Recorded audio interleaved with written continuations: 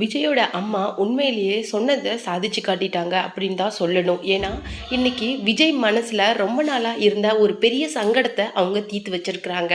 அது மட்டும் கிடையாது, விஜய் நாளைக்கு அவரை எதுவும் யாரும் சொல்லிடக்கூடாது, யாரோட கேள்விக்கும் அவர் ஆளாயிடக்கூடாது, அவருடைய ரசிகர்களுக்கும் தொண்டர்களுக்கும் அவர் ஒரு முன்மாதிரியா இருக்கணும் அப்படின்னு சொல்லிட்டு பல்வேறு விஷயங்களை முடிவு பண்ணி இன்னைக்கு விஜய்க்கு இருந்த அந்த பெரிய ப்ராப்ளம், அதாவது நம்மளோட சிஎம்மோட பெரிய ப்ராப்ளத்தை அவங்க ஃபேமிலியா சேர்ந்து முடிச்சு வச்சிருக்கிறாங்க. இந்த சந்தோஷமான விஷயத்தை தான் இன்னைக்கு விஜயோட அம்மாவான ஷோபா சந்திரசேகர் ஷேர் பண்ணி மகிழ்ந்திருக்கிறாங்க. இந்த விஷயம் இன்னும் கூடிய சீக்கிரம் நடக்க போகுது. உங்க சிஎம் எப்பவும் போல நம்மள எல்லாரும் மாதிரியும் ஃபேமிலியோட சேர போறாங்க அப்படிங்கிற ஒரு விஷயத்த சொல்லியிருக்கிறாங்க. அதுதான் அவருடைய ஃப்ரெண்டான சஞ்சீவ் என்ன சொல்லியிருக்காரு அப்படின்னு சொல்லிட்டு பார்த்தீங்கன்னா, ரொம்ப சந்தோஷமா இருக்கு அப்படின்னு சொல்லிட்டு அந்த விஷயங்களை பற்றி நிறைய விஷயங்களை ஷேர் பண்ணியிருக்காரு. அதுதான் இந்த வீடியோவில் நம்ம டீட்டெயிலாக பார்க்க போகிறோம். வீடியோக்குள்ளே போகிறதுக்கு முன்னாடி நீங்கள் நம்ம சேனலுக்கு புதியவராக இருந்தால் மறக்காமல் சிபி ட்ரெண்டிங்கை ஃபாலோ பண்ணி சப்ஸ்கிரைப் பண்ணிக்கோங்க. வாங்க வீடியோக்குள்ளே போகலாம். பிப்ரவரி லாஸ்ட் வீக் வந்து என்ன பண்ணியிருந்தாங்க அப்படின்னு பார்த்தீங்கன்னா, சங்கீதா விஜய் அவங்களுடைய மனைவியான சங்கீதா வந்து அவர் மேலே விவாகரத்து வழக்கை தாக்கல் பண்ணியிருந்தாங்க. அது ஒரு பெரிய அதிர்ச்சி அலையவே ஏற்படுத்தியிருந்தது அப்படின்னு சொல்லலாம். ஏன்னா தன்னுடைய கணவர் கூட அவங்க கிட்டத்தட்ட 3 வருடங்களாக பேசுறதில்ல, எந்த விதமான தொடர்பும் இல்லை, ஒரே வீட்டில் இருக்கிறோம், தனித்தனியாக இருக்கிறோம் அப்படிங்கிற மாதிரியும், இன்னைக்கு குழந்தைங்க என்ன செஞ்சிட்டு இருக்காங்க அப்படிங்கிறது கூட அவருக்கு தெரியாது அப்படின்னு சொல்லிட்டோம். தான் வந்து மிகுந்த மன உளைச்சல் இருக்கிறதாவும், ஒரு நடிகையுடன் தொடர்பில் இருக்கிறதாவும், நான் அந்த நடிகையை பற்றி மென்ஷன் பண்ண விரும்பலை, ஆனால் தேவைப்படுற சுச்சுவேஷனில் நான் கண்டிப்பாக அவங்களுடைய பேரை கொடுப்பேன் அப்படிங்கிற மாதிரியும் சொல்லியிருந்தாங்க.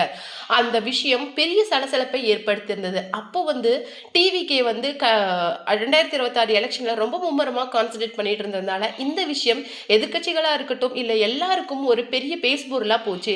அவருடைய பேரை டேமேஜ் பண்ணுறதுக்கு இதை ஒரு பெரிய ஆயுதமாக எல்லாருமே யூஸ் பண்ணாங்க அப்படின்னே சொல்லலாம். பல விமர்சனங்கள் வந்து சிஎம் விஜய் முன்னாடி முன்வைக்கப்பட்டுச்சு. அதாவது குடும்பத்தையே ஒழுங்காக பார்த்துக்காதவன் நாட்டை எப்படி பார்க்க போகிறான், பெண்களை எப்படி முன்னிலைப்படுத்த போகிறான், அவங்களுக்கு எப்படி மரியாதை கொடுக்க போகிறாரு அப்படின்னு சொல்லிட்டு ஏகப்பட்ட விஷயங்கள் வந்து சொல்லப்பட்டுச்சு. ஆனால் அப்பவும் அவருடைய அம்மாவான ஷோபா சந்திரசேகர் இந்த விமர்சனங்களுக்கெல்லாம் எந்த விதமான பதிலும் கொடுக்காம அமைதியா இருந்தாங்க.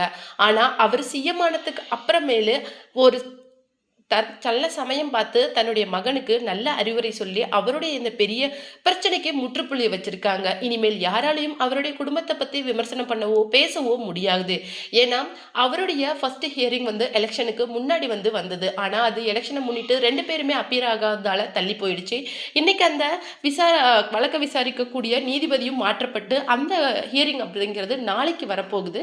அந்த முக்கியமான விஷயத்துல 2 பேரும் ஆஜராக மாட்டாங்க அப்படிங்கிற ஒரு விஷயத்தையும் ஷோபா சந்திரசேகர் தெளிவுபடுத்தியிருக்காங்க. அதை தொடர்ந்து சஞ்சீவ் என்ன சொல்லியிருக்காரு அப்படின்னு சொல்லிட்டு பார்த்தீங்கன்னா, சங்கீதா இந்த விஷயத்தை கேட்ட உடனே நான் கண்டிப்பா இந்த விஷயத்தை பத்தி யோசிக்கிறேன் அப்படின்னு சொல்லிட்டு அவருடைய ஃபேமிலி மெம்பருக்கு சொல்லியிருக்கிறாங்க.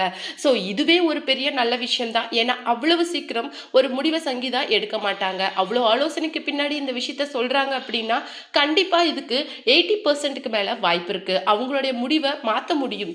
ஏன்னா சங்கீதா மாதிரி ஒரு நல்ல பெண்மணியை யாராலையுமே பார்க்க முடியாது. அவங்க வந்து ஏழை பணக்காரன் பிரஸ்டீஜ் அப்படின்னு சொல்லிட்டு எதுவுமே இல்லாம அவ்வளவு அழகா ஒரு மனுஷங்க கூட பேசக்கூடியவங்க.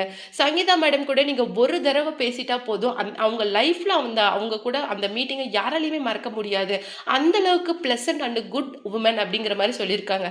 என்னுடைய ஒய்ஃப் பிரீத்திக்கு நான்வெஜ் அப்படின்னா பிடிக்காது, ஆனா எப்ப நாங்க வீட்டுக்கு வரோம் அப்படின்னு தெரிஞ்சாலுமே போதும், அவங்களுக்காக வெஜிடேரியனை தடபுடலா சமைச்சு வச்சிருப்பாங்க.